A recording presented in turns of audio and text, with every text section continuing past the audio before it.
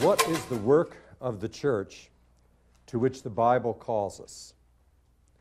In the face of systems operating out of the value of domination, rather than a shalom community of political justice, economic equitable distribution and stewardship and relationship with God, and yet in the light of the systems transforming work of Jesus Christ, which we talked about over the last 4 sessions, what is the work that the church is now called to be about in today's world?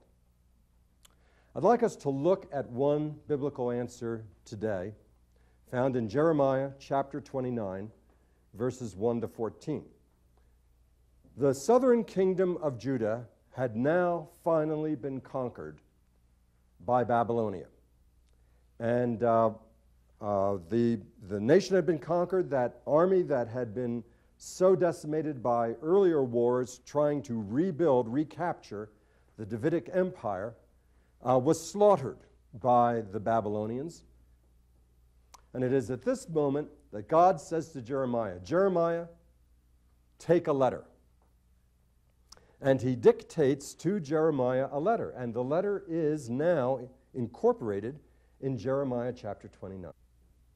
So this is God's promise to these leaders of the Jewish nation in Babylon. You will return to the promised land. But it's going to be 70 years from now that you will return. Now, most of these leaders are in their 40s, 50s, and 60s. So what is he saying to them? You are never going to go back. You're going to die here. Probably your children will grow to adulthood and they will die here, and it's going to be your grandchildren. I mean, what kind of promise is that? I mean, I imagine that the Israelite leaders reacted to that. I mean, so we're not going to go back, and you tell us you've got good news for us?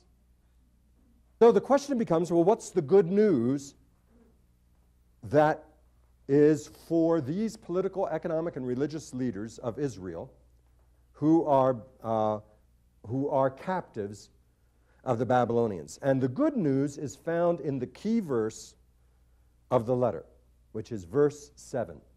But seek the shalom of the city where I have sent you into exile, and pray to the Lord on its behalf, for in its shalom you will find your shalom. Every one of us is in the city or the community or the country that we are in by our circumstances. We either were born there and grew up there, or we moved there for one reason or another. We might have moved there because we were moving there on mission. You are in Babylon because I, the Lord your God, have sent you there. You are in Babylon as my ambassador. And the reason why you are my ambassador is this. You might hate this city of Babylon with a perfect hatred. You might see this city as being the very epitome of evil. But I, the Lord your God, love this city. And if I am ever going to win this people to the worship of me and to living as a nation a life of public justice and equitable distribution of wealth, the only way that will happen is if I send my people into this city.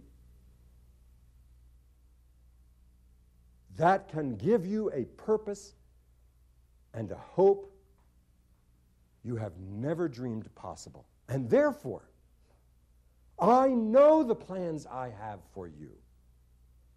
Plans for your shalom and not for your harm, to give you a future with a hope, if you embrace being my ambassador in this city. And of course, it says a great deal to us about why you and I exist as the people of God. Because in a profound sense, wherever we are in exile. But wherever we are, we have been sent. We have been called by God. We are an ambassador for Christ wherever we are. What am I supposed to do? How does one go about being an ambassador, Lord? What is it you want me to do? And he tells us in very profound language. Enter into the life of your city. Don't create a Jewish ghetto somewhere. Enter into the life of your city.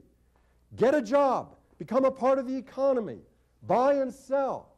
Enter into the economic struggle of that people. Build a house. Rent an apartment. Enter into all of life. Get to know your neighbors. Build relationships with the people around you. Laugh with those who laugh. Weep with those who weep. Live and move and have your being as God's people in the city into which God has called you. But what it's saying is it's not enough to just live and move and have your being in the city and to pray for the city and to talk about Jesus in the city. You have to be involved as God's people in the public life of that city. That is, the way political decisions are made, the way economic decisions are made, and the way that religious decisions and the creation and maintenance of the values are made. And the reason why is a very profound reason. The bottom of verse 7. For in your city's shalom, you will find your shalom.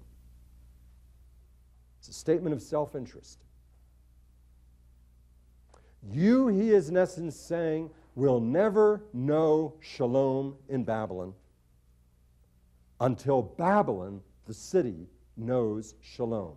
And the only way it's going to know shalom is if you, as God's people, get involved in the public life of Babylon.